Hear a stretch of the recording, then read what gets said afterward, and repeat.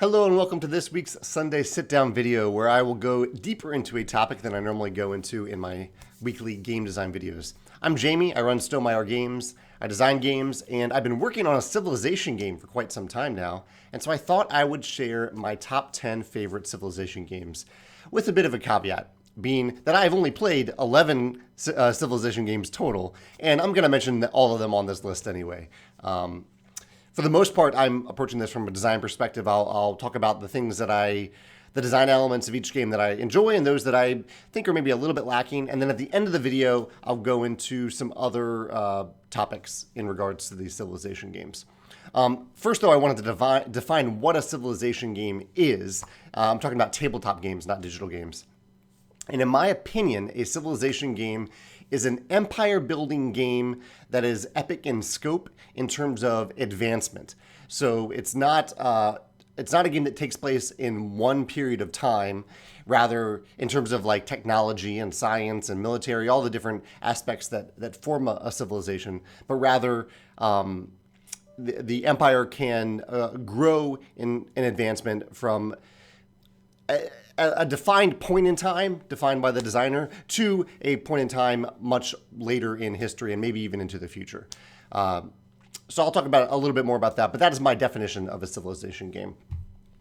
So my number 11 that I'm going to throw in here, because I realized I originally only had 10, then I realized that one game needed to be on the list. My number 11 is Antiquity.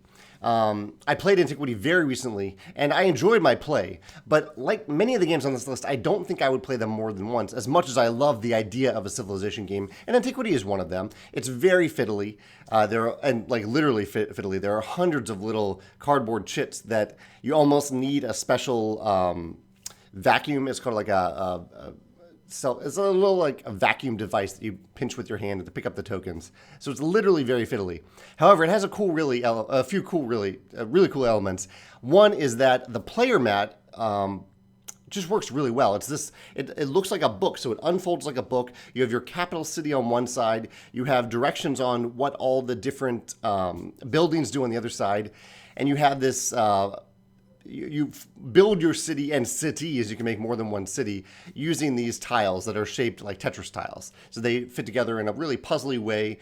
And unlike many games that use these types of tiles, you really do fill up your city rather quickly, and you need to build other cities. So there's a mechanical imperative to build other cities so that you can have different types of buildings in those cities. So I really like that element. I also really liked another thing featured on the player mat is the different end-game victory conditions that win you the game and end the game at the same time. You don't know you don't choose them at the beginning of the game. Rather, you choose them at the point of time, or you choose your victory condition when you build your cathedral. So I really like that idea that you go into the game knowing that there are these possible victory conditions, but you need to choose one of them and kind of commit to it at a certain point and pursue it to the best of your ability. That is Antiquity, my number 11 on this top 10 list. We'll get to my number 10, Clash of Cultures. This is one that I really would like to try again. I'd like to give it another chance because the tech tree in it is awesome. If you haven't seen it, go online, search for Clash of Cultures tech tree, and you'll see this really elaborate, really concise tech tree. I'm amazed by how much information they fit onto this tech tree. And different categories, and all the abilities of these categories are fit really concisely onto the tech tree itself, which is really, really impressive. I also think it's cool in Clash of Cultures that when you're building your cities on the board, there's these little miniatures. The miniatures actually fit together to form the cities. So I think each city, a complete city, is maybe 4 little miniatures that fit together. And it just looks really cool how they fit together. And I like that it's a visual representation of what your city is with a mechanical impact. Because as you have more stuff in your city, I think the defense is better and those different buildings in the city actually mean something. The downside of Clash of Cultures is that everything on the map is really fiddly. It almost felt like a different game than all the tech tree stuff, which it was fairly easy to understand.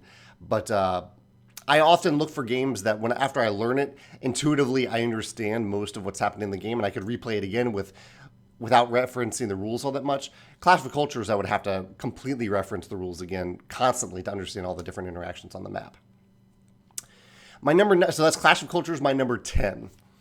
My number 9, and sorry, I don't have any visuals today because I actually only own one of these games, and I've forgotten to take it off my shelf, but it is back there. I'll get to it in a minute.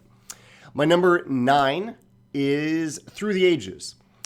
Through the Ages, and I know this might come as a surprise to many of you because I do love economic games, and Through the Ages is one of the top-ranked games in the world. It really is a brilliantly designed game, and the second edition, which I haven't played, but I've heard the second edition is excellent, an excellent upgrade to the first edition. I really like the economic puzzle in Through the Ages. There's so many different cards that you can choose from, and that's really my second favorite thing, the sheer number of cards, and those cards upgrade your empire, upgrade your civilization in terms of what you can do. But every turn is a puzzle. You're really puzzling through it. This is something that Vlaada Chvátil does really well. He wants a thinky puzzle throughout the game, and I love that puzzle. But it also, the downside is that it takes a long time. Even with just 2 players, I think Through the Ages can be a 3-hour game.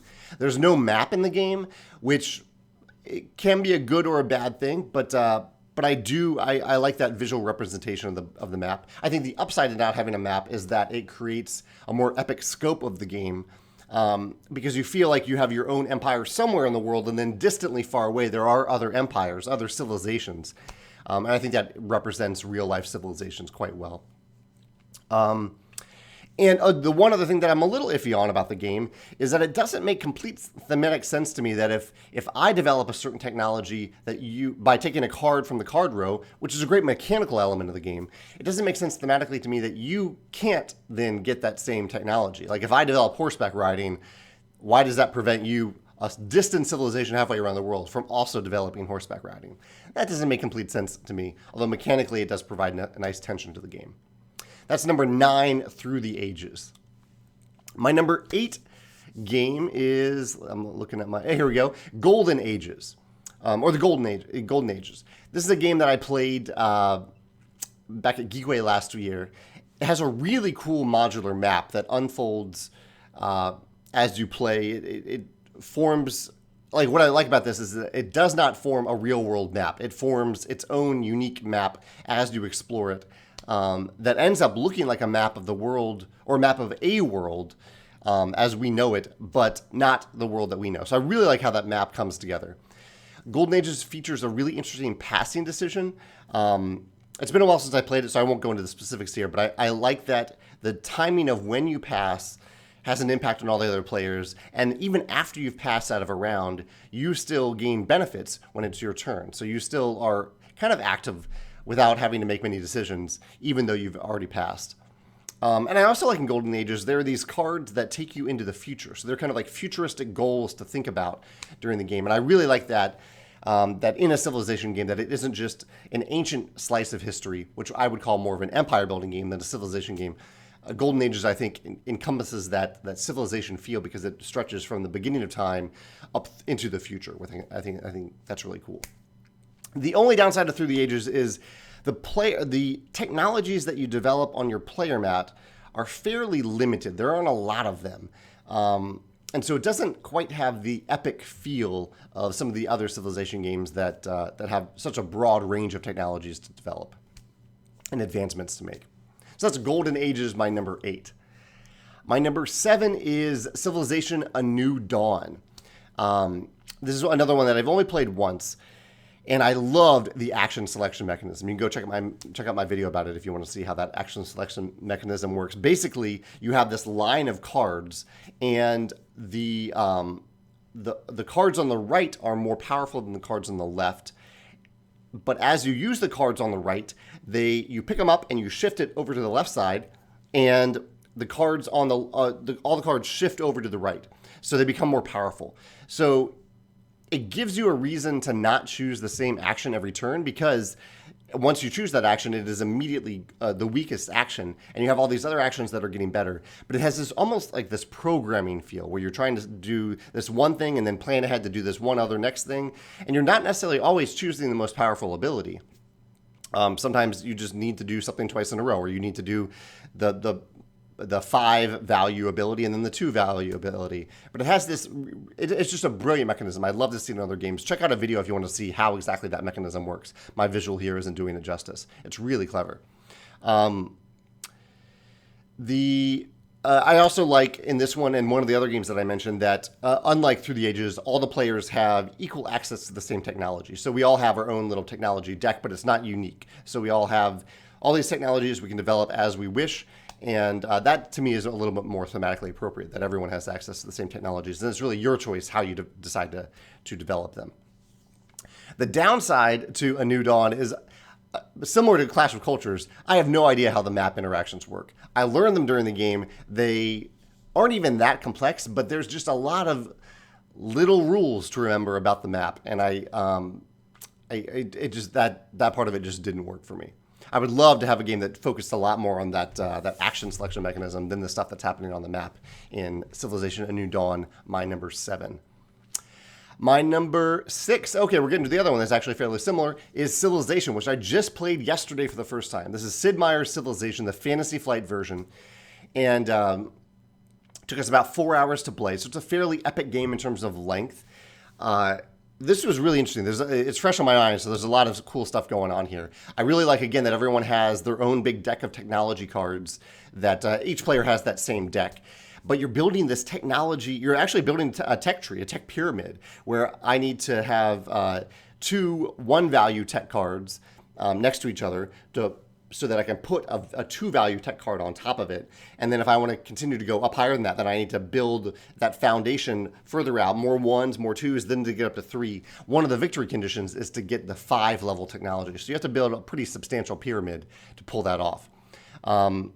I like that there's a true sense of progression in this game. There are lots of things that you're doing, whether it's the buildings you're constructing, the technology you're developing, the great people that you're attracting to your civilization.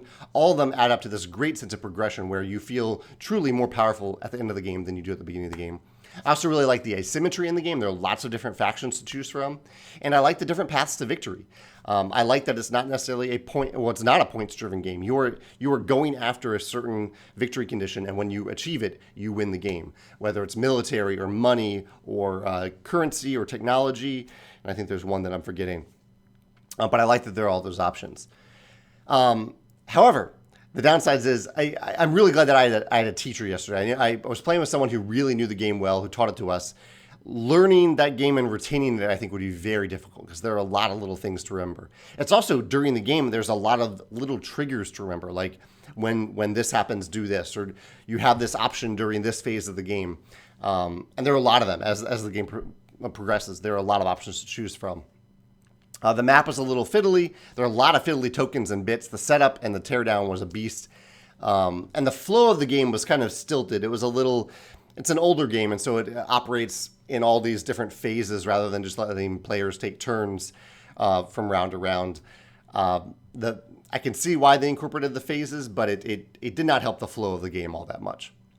But I still enjoyed playing it. I actually enjoyed it a lot more than I thought I would, especially for a game that's longer than one I would normally play. That is Civilization, Sid Meier's Civilization, number 6.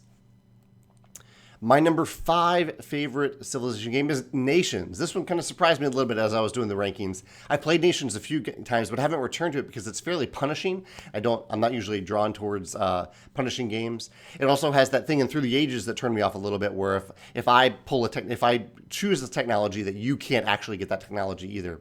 However, it is really satisfying the way those cards work, and I actually prefer the card system in Nations to Through the Ages because it's a little simpler. There's an immediate sense of progression, like you benefit from the cards right away. And I can't even quite describe it, because the cards, if you look at a video comparing Nations to Through the Ages, or even just look at the photos on Board Game Geek, the cards look fairly similar, but they operate in different ways, and I just like how they operate in Nations a little bit better. I also really like in Nations, I think this was my favorite mechanism. I like that you can choose your difficulty level, and it's represented on the board. There's just a little place on the board where at the beginning of the game you get to choose your difficulty level in the game, and that impacts several things that happen to you during the game and throughout the game, really, during the income phase. And I just thought that was really clever, that you could play with different people with different levels of experience with games or Nations in general, and choose your difficulty level, and that way you can feel really good if you win the game at hard difficulty, and you do benefit in certain ways if you choose that harder difficulty. Or if you want a less punishing version, you can choose an easier version of it. That's Nations, my number 5. My number 4 is Imperial Settlers. This is the one that kind of creeped onto the list because I forgot that it was a civilization game, but it really is. I love the asymmetry in it. Each faction is completely unique. Like, they have their own cards. They have their own, well, that's the main thing. They have their own deck of cards that is completely unique. And I think that's brilliant that you can truly feel like you have your own special civilization. It's not just a separate mat or something. It's a deck of cards that's unique to you. I also love the art in Imperial Settlers. I think it's really endearing. It's really immersive. And I like the idea of raising things. So there's this option in the game that if you build something that you no longer need or you want something better to take its place, you can raise it and get some materials from it and build the thing that you actually need at that point in the game. I think that's really cool. I really couldn't even, it's been a while since I played Imperial Settlers, so I couldn't think of any distinct downsides. I think there must have been a reason that I haven't continued to play it, but I really just need to get it back to the table and experience it again, because I remember enjoying it quite a bit. And I think, honestly, it probably would move up to number 3 if I played it again and enjoyed it, because number 3 is Nations Dice, which is the least civilization game on this list. It is technically a civilization game, but it is very light. It does not feel all that epic, but I really enjoy it. Like, as a game, I just have a lot of fun playing Nations Dice. It's one that I would gladly play again. I love the custom dice in Nations Dice. I love that when you gain one of the custom dice, you're replacing one of your current dice, but you get to roll that new die right away. So you get to feel the impact of that new die immediately, which is very satisfying. But yeah, the main downside is it doesn't really feel like an epic civilization game. I mean, technically it is. It does technically meet the definition that I described, but it didn't necessarily feel as epic as a game that I'm seeking when I play a civilization game. That's Nations Dice, the dice game. That's number 3. My number 2 and my number 1 are related. My number 1 is Seven Wonders, which is become a modern classic civilization game. It's a drafting game where you have your hand of cards. You're selecting one of them and passing to the left or the right, depending on the round. There are so many interesting decisions to make in this game. It captures that feeling that I love from a Magic draft, where you open a new pack and you can see all this new stuff and you draw a card. Seven Wonders captures that, but in a replayable game where you're renewing those packs every time you play, essentially. So I love the variety of the choices in the game. I like how your civilization through the ages can vary significantly from game to game, depending on what cards you get, what you've been passed. Because you might get a hand of cards where you want all of them, but you can only take one of them. Whereas you might have a game where the cards you want are spread out and no one else is taking them. I also like the interactions in Seven Wonders. There's this inherent interaction of passing. So you're choosing the card that you're taking away from the next player, essentially, when you pass those cards. And also the military interaction. I like that you are just looking at your neighbors. You don't care about the players across the table. There's an expansion that does that, but I like that in the core game, you are just comparing yourself to your neighbors. I think that's, and I like the asymmetry of the Wonders mats. I think that adds a nice little, an element of asymmetry to the players, and also something to guide you throughout the game if you're looking for something specific to do, especially early on in the game. You have a lot of choices, you're trying to figure out what to do. There is no map in Seven Wonders. I haven't ever felt that to be a detriment, but that is one thing that is not there. That's not there. The setup is a little fiddly because there are certain cards that you have to, like the purple cards, you have to put a certain number in there. You have to, for all player counts, you have to remove certain cards and keep certain other cards. I kind of wish they had just let you shuffle all the cards together, age by age, not mix all the ages together. I think that would have made setup a lot easier. And I actually think, as simple as the game this is, I think it's actually relatively hard to teach because you have private information that no one else can see. And right off the bat, you're giving someone a bunch of choices to make. So I find it actually fairly difficult to teach someone for the first time. But once they play it for the first time, they're like, oh, okay, I want to play again. Now I get it. I want to play it immediately. That's my number 2, Seven Wonders. And its friendly cousin is my number 1 favorite. This is the only one that I have on my shelf back there, and that is Seven Wonders Duel. I love Seven Wonders Duel. But it feels, and I'm including it separately on this list from Seven Wonders, because it really does feel like its own unique game. With the one downside being that because I played Seven Wonders so much before I played Seven Wonders Duel, there are a few rules that change in Seven Wonders in terms of the economy that I always have to look up. I can never remember them from game to game because they're just they're little things to remember that aren't clearly conveyed in the game, really. And so they're distinctly different from Seven Wonders, so I have to remember them. That's the only downside, though. Everything else I love. I love the tense decisions. You lay out at the beginning of every round in Seven Wonders Duel, you lay out a bunch of cards. Some are face up, some are face down, and you only gain access to cards after there are no other cards overlapping on top of them. So every decision you make creates the potential for an opponent to gain access to a card that you haven't even seen yet, or a card that you can see that maybe you don't want them to have. So I love the tension and a little bit of the uncertainty in that decision making. I also really love the push and pull of the victory conditions in Seven Wonders Duel. There's the standard victory condition of just winning by having the most points, but there's also the victory condition of winning with military. There's this really great military track that you're trying to reach the end of one side of the track. And so even if I'm not pursuing military, I might try to prevent you from getting to that end, because if you do get to your end, your desired end, the game ends immediately and you win.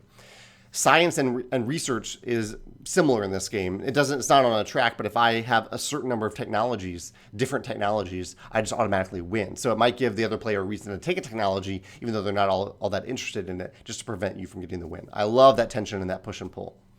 And also the wonders, similar in Seven Wonders, the wonders add this really cool element in Seven Wonders Duel as well. So that's why Seven Wonders Duel is my number one civilization game. So I already defined it. There are a few other topics I wanted to cover here at the end of the video. Actually, one other element of the definition that I forgot to mention is that I think these civilization games often forget. In fact, I'm looking at all of these. Almost all do this, which is I don't think a civilization game needs to be tied to real history. It doesn't need to be tied to real historical places, events, people.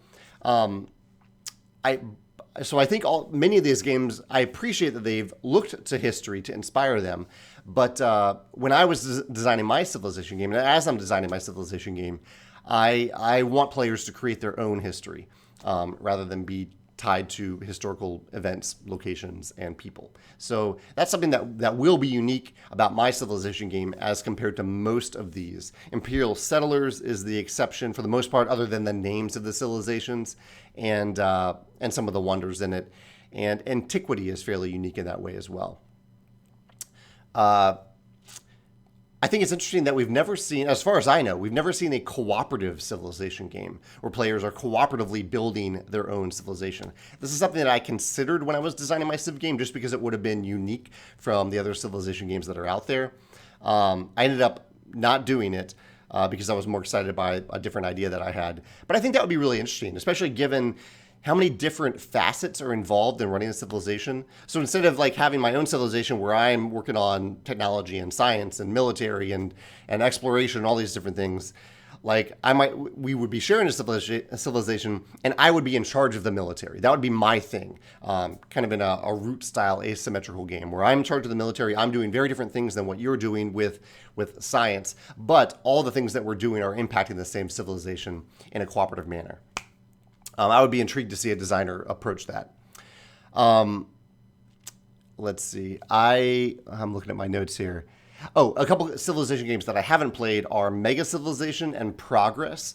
Those are two that came to mind as ones that I'm interested in playing at some point but haven't played, and might fit onto this list if I had played them. Also, I want to talk about a few common issues that I see in many of these civilization games that I mentioned. You probably heard me mention the word fiddly a number of times, which can mean either like physically fiddly, if you have a bunch of little pieces and chits and tokens that you have to deal with. Also, it can mean in terms of like rules overhead, where to remember how the interactions on the board work, on the map, you have to remember all these little rules at various times that aren't intuitive by just looking at the map. So I think that's kind of a downside to many of these civilization games. On the flip side, many of them avoid some of those fiddly elements by simply not having a map, which I think is interesting when they do it. But I also like to be able to look at a map. It feels like more like a civilization game if I can look at a map. I think many of these games are too long, at least for me, my preference. So this is another push and pull here. I think many of them are either too long or they're not epic enough. I think epic often goes with a game length. So I would love to see, and this was my goal in designing my civilization game, I would love to see a game that lasts a good amount of time, not over 2 hours, ideally, but still feels epic, still has that captures that epic feel without being too long. So that was a goal when I designed my Civilization game, or as I'm designing my Civilization game in comparison to these other games. And last, I mentioned this a few times, I think many of these games feel like they're a little stuck in a certain part of history, a certain age of history, rather than truly advancing through the ages of history. Some of them accomplish it better than others, but some of them don't. And that ends up making it feel a little bit more like an empire-building game to me than a civilization game that truly advances in a variety of ways, or ways that players choose throughout history, from the deep past to the future. I want to see that full range in the Civilization game.